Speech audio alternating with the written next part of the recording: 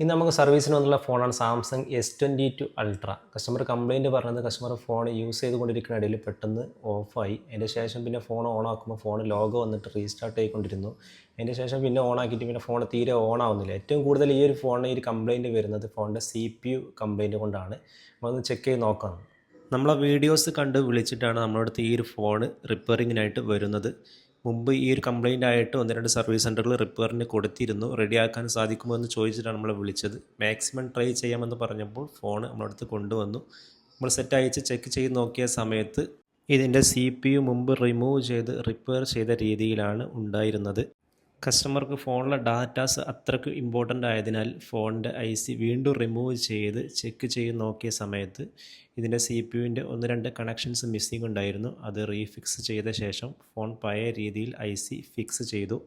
ഈ ഒരു phone customer ഒരു ഡാറ്റാസ് പോലും നഷ്ടപ്പെടാതെ കുറഞ്ഞ എക്സ്പെൻസിൽ ബാക്ക് ടു ലൈഫ് നമുക്ക് റിക്കവർ ചെയ്തെടുക്കാൻ വേണ്ടി പറ്റിയിട്ടുണ്ട്. ഇതുപോലെ ഐഫോൺ ആകട്ടെ ആൻഡ്രോയിഡ് ആകട്ടെ ഏതെങ്കിലും രീതിയിൽ കംപ്ലയിൻ്റ് ആയിട്ട് ബുദ്ധിമുട്ടുന്നവരുണ്ടെങ്കിൽ വീഡിയോയ്ക്ക് താഴെ നമ്മളെ അഡ്രസ്സും കോൺടാക്റ്റ് ചെയ്യാനുള്ള നമ്പറും കൊടുത്തിട്ടുണ്ട്, വിളിക്കാവുന്നതാണ്.